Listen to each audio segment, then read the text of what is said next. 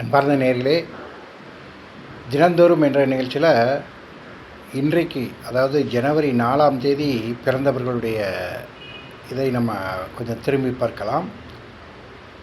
முன்னாள் தமிழக முதலமைச்சர் திரு எஸ் ராகவானந்தம் அவர்கள் பிறந்த நாள் இன்று.